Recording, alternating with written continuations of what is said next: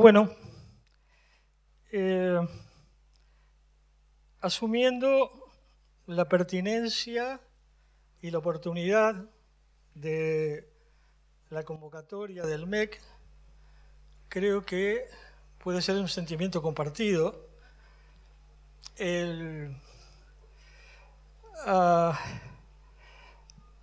sentimiento de lo grato que es para cada uno de nosotros estar participando de esta sumatoria de aportes con el objetivo de llegar a generar una plataforma que sirva de base sólida al trabajo de los legisladores, de modo que al final de esto, pasando raya, cumplamos con el objetivo que es no solo crear un nuevo marco institucional y legal de la práctica patrimonial, sino ayornar y situar esa práctica en una nueva dimensión y en alguna manera también ayudar a cambiar nuestras cabezas, porque muchas cosas han cambiado en los últimos tiempos. No voy a seguir esta sumatoria renglón a renglón. Me voy a apartar con la intención de poner el foco más alejado del objeto que nos convoca para iluminar mejor, eso intento, el contexto en que esa práctica se desarrolla. Las cuestiones que no deberíamos dejar de considerar. Una, yo creo que una de las más importantes, vivimos tiempos de cambios acelerados. El siglo XX, que lo dejamos hace poco tiempo, es ya el lejano siglo XX. Y alguien, hablando de tiempos de cambio, dijo, mejor que tiempos de cambio, hablemos de que estamos viviendo un cambio de tiempo. Y los cambios de tiempo ocurren muy de tanto en tanto en la historia de la humanidad. Tenemos que situarnos en un escenario complejo donde el futuro nos depara más incertidumbres que certezas.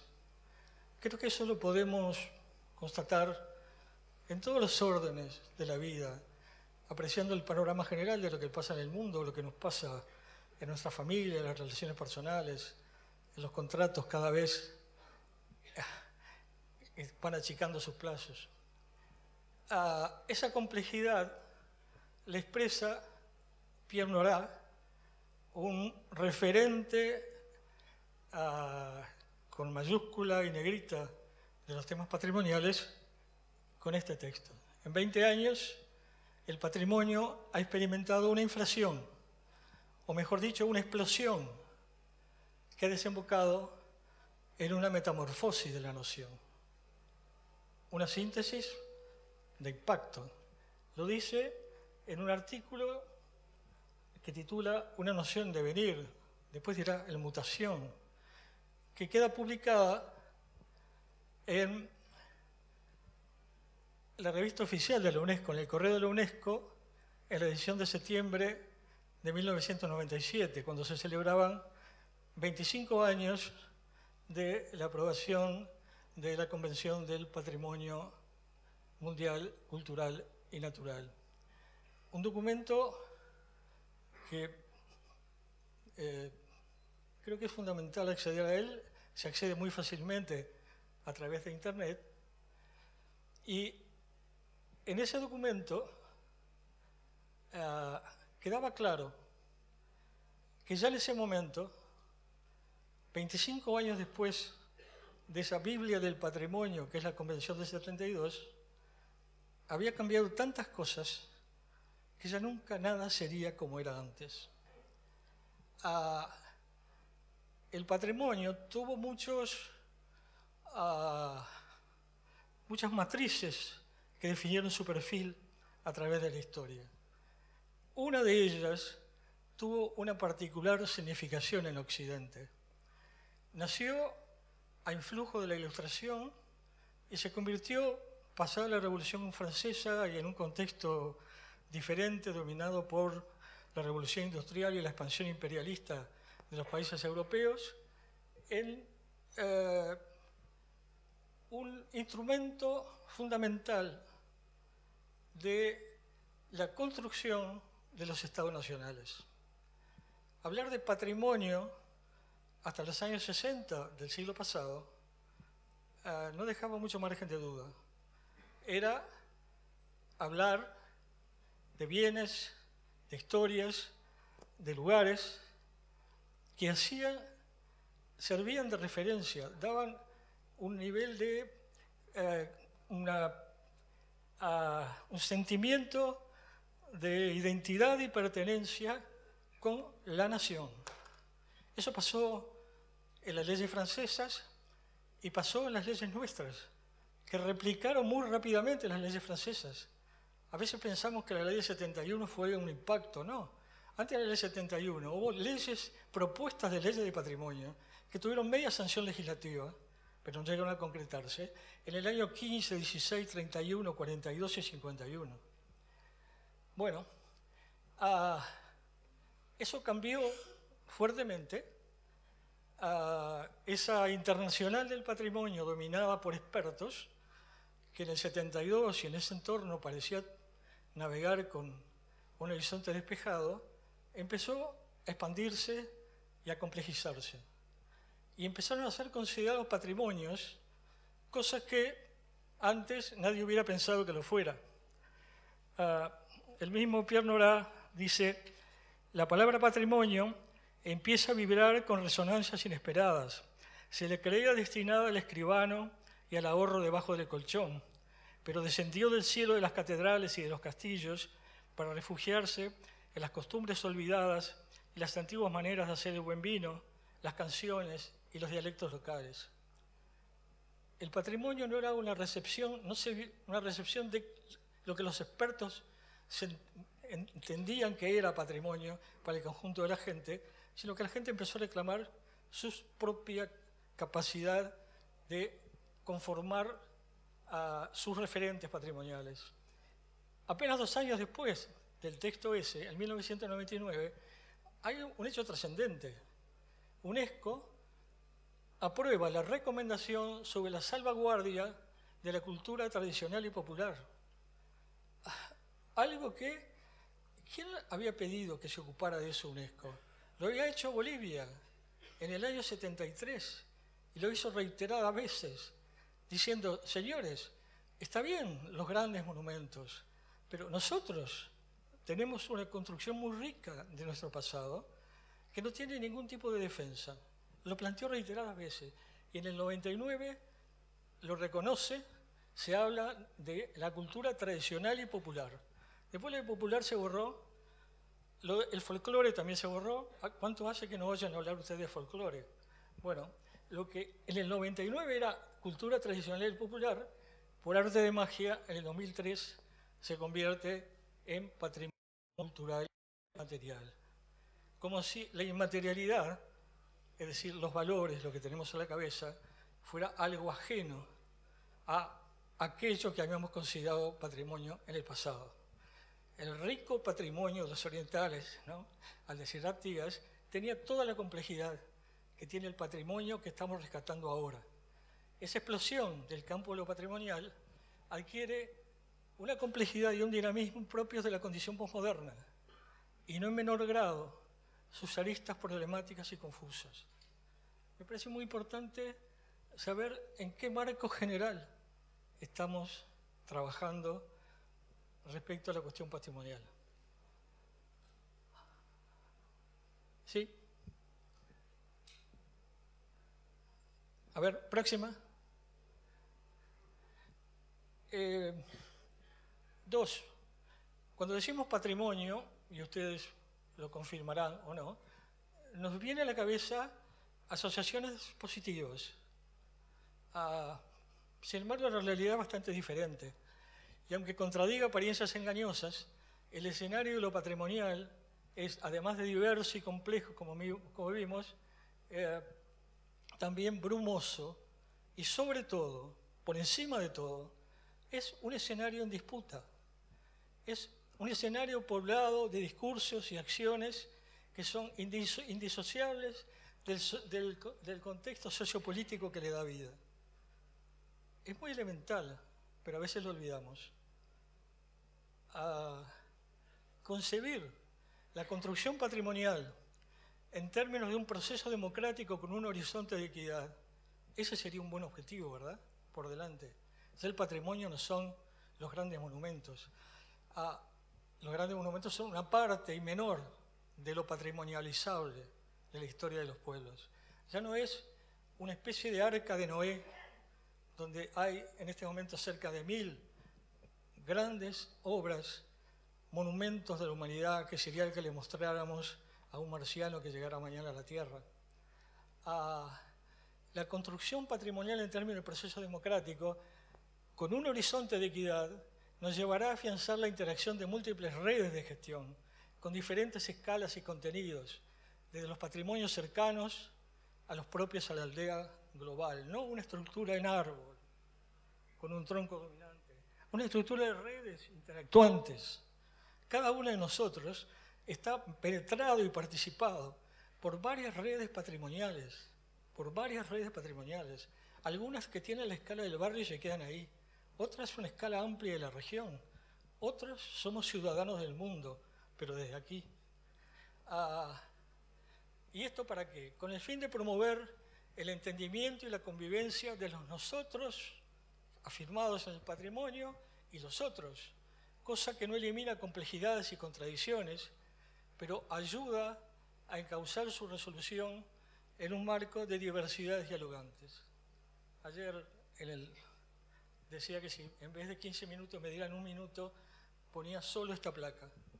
Me parece lo más importante, una proyección hacia el futuro de la posible incidencia de lo patrimonial en tiempos en que grandes relatos se han caído y lo patrimonial puede servir como un referente alternativo. Tomo las palabras de García Canclini, dice que en la medida de que nuestro estudio y promoción del patrimonio asuma los conflictos que lo acompañan, puede contribuir al afianzamiento de la nación, en la escala esa importante de la nación, pero ya no como algo abstracto, sino lo que une y cohesiona en un proyecto histórico solidario a los grupos sociales preocupados por la forma en que habitan su espacio y conquistan una mejor calidad de vida. Está mejor dicho, mucho mejor dicho de lo que podía decirlo yo. Seguimos. 3. Este planteo está claro. Pienso, estamos en un momento de crisis, que como todo momento de crisis supone oportunidades. Hay una oportunidad, una posibilidad fuerte de construir una constelación de relatos integradores de valores propios de un desarrollo humano sustentable, a medio camino de la memoria y la historia, no sustitutivos de la memoria y la historia. La historia manipulable políticamente, la memoria cada vez más cascoteada por la proliferación de información. Ya la gente no vive en realidad en patrimonio, no vivimos en una memoria autoasumida, vivimos con una memoria artificial y cada vez más necesitamos muletas para tener un patrimonio asumido.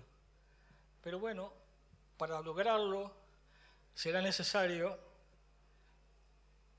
poner en práctica un sistema de gestión integrado y transversal donde la educación patrimonial haga posible el efectivo involucramiento de la ciudadanía en la construcción de los referentes simbólicos de su estatus cultural. El IPAN lo ha dicho mucho mejor, tomo de ahí. La educación patrimonial vale como instrumento de alfabetización cultural, reforzando la autoestima de individuos y comunidades y haciendo posible el reconocimiento y la valoración de un proceso de construcción histórico-social múltiple y plural. Nos hace mejores ciudadanos, nos hace mejor gente. Tenemos esa posibilidad formidable. Ese sistema pondría énfasis en la palabra sistema, es decir, un conjunto de N elementos y N relaciones, donde si algunas de esas relaciones fallan, algunos elementos no existen, el sistema como tal cae. El concepto de sistema es fundamental. B, superar la dicotomía entre materialidad e inmaterialidad, un divorcio ajeno al campo de la cultura, un error que se ha penetrado y difundido y que UNESCO ya está en proceso de revisión. La bóveda catalana y la tortilla a la española son dos productos de un nicho cultural particular. La bóveda catalana está inscrita dentro del ámbito de la arquitectura y la ingeniería, de la materialidad. Y la tortilla a la española la han puesto ahora dentro del mundo inmaterial. ¿Cuál es la diferencia? Una puede durar 100 años y otra se consume en 10 minutos, pero tienen la misma condición de producto de una determinada sociedad en un determinado tiempo, que ha mantenido memoria, ha mantenido receta y nos da uno de los mejores ejemplos de cómo vivir en sintonía con el pasado. Sí. Y lograr los equilibrios que impidan que lo patrimonial corra el riesgo de convertirse en un insumo o subproductos de dos socios poderosos, el turismo de masa y la industria cultural. Dos matrimonios en que el patrimonio está involucrado, en el cual ninguno de los consortes tiene ningún interés en dejar esa alianza, aunque es una alianza muy desnivelada. Atento a lo anterior, se trata de abrir un camino a un radical reordenamiento institucional tendiente a poner en funcionamiento un sistema abierto al futuro, recalco sistema, sobre la base de, y me apuro, sí, seguimos, una red de asociaciones civiles a escala barrial o municipal, primer nivel de participación ciudadana en los procesos de patrimonialización. Si esta base no existe, todo lo demás es verso. Pongo el ejemplo entre varios posibles. La comisión del barrio de Atahualpa. Entran ustedes en la página del barrio de Atahualpa. Difícilmente encontrarán otro lugar en la red donde tengan la información de más calidad sobre todo lo que ha ocurrido en la historia de ese barrio. Seguimos. Una red de comisiones asesoras en el escenario patrimonial operativo en la órbita de intendencias y municipios de cada uno de los departamentos de Montevideo, del país, Montevideo incluido, en estrecho contacto con las políticas de ordenamiento territorial y gestión ambiental. Una política patrimonial sin contacto con las políticas de ordenamiento territorial y gestión ambiental es puro discurso. No tiene ninguna posibilidad de concretarse en algo útil para la sociedad. Y tercero, una unidad de gestión a escala nacional. Ya se ha abundado todo eso, actuando en la órbita del MEC, con plena independencia técnica fundamental y recursos suficientes y genuinos para poder desarrollar sus objetivos.